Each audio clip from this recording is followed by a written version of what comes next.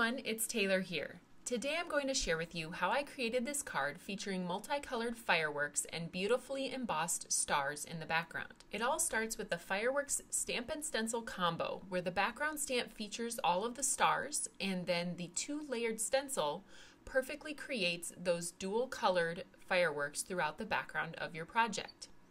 I'm also going to be using the Mini Strips Patriotic stamp featuring our innovative alignment system with the Mini Strips asymmetrical die that lines up just perfectly to cut those out. I also have stitched rectangle stacklets. I'm going to be doing some embossing, so I have my Versamark powder tool and white and silver fine detail embossing powders. I will be applying Stencils glitter gel. This is the Moon Dust version, and I have my silicone spatula and purple tape to tape my stencils down. I'll be doing my blending with our blender brushes along with blueberry, sprinkles, and cherry pop inks. And then for my adhesives, I have my foam adhesive square roll, and I'll be using foam sticky strips for the sentiments. So let's get started with that fireworks background stamp. It includes all of the stars, and you will see at the top of the stamp it is rounded on the corners and the bottom edges are a little more straight. You're going to want to make sure that those rounded corners are at the top of your paper. It's going to help you when you line up the stencil to know which way is the top for the stars. So that's why we've rounded the edges on that background stamp. I'm going to lay my paper down within the grid of my MISTI and place the stamp over the top. Using my powder tool to condition the cardstock is going to keep my embossing powder from sticking to the places that I don't want it to stick. So then I'm going to stamp that background stamp with Versamark and pour the silver embossing powder over the top. You can see as I dust that over the top, it brings out the beautiful star pattern, and I will just heat that with my heat tool. When that's all heated, you can see some of the larger stars on the background are going to line up perfectly with the etched stars on the stencil. So we created those etched stars as an alignment guide for you to line up that background stamp with the stencil more easily. Once I have my first layer in place, I'm going to take my red blender brush and blend the cherry pop ink throughout the background. Now you'll notice it does not blend the stars because those are just etched into the design. So that's just for alignment. It's just going to blend the fireworks portion.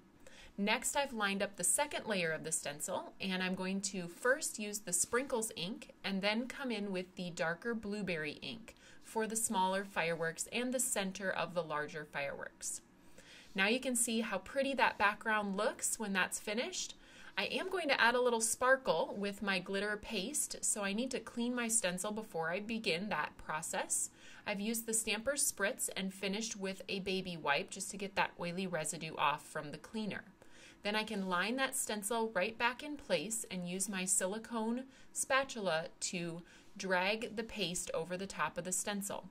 It's going to stick within those openings, and you can see what a beautiful sparkly effect that creates. Now I'm going to stamp the background of my card with the stars just for a little something extra in the background. So I've washed the Versamark off of the stamp, and now I'm using cherry pop ink over a cherry pop card base. After the paste is dry, I'm going to line up my stitched rectangle stacklets over the top of that fireworks background and trim that out.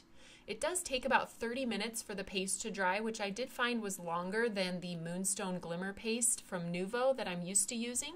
So just a little tip there, it takes a little bit longer for the stickles to dry. I don't want to cover up too much of my fireworks background, so the final step is to create my sentiments, and the Mini Strips Patriotic will be the perfect way to still see a lot of my background but get some beautiful sentiments in there. So I'm going to be using that Mini Strips Patriotic stamped here with Versamark over the top of my conditioned blueberry cardstock. I'm doing the same, repeating the same steps on cherry pop cardstock with Versamark ink and white embossing powder.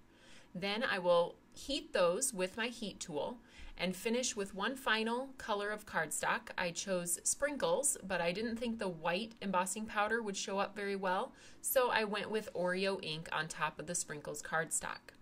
Once those are all finished, I will buff that powder off of the two pieces that I embossed and then send each of those through the die cut machine with the coordinating Mini Strips asymmetrical die.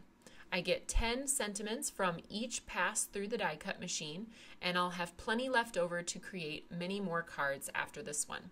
I played with the placement a little bit and finally decided on these 3 strips for my card.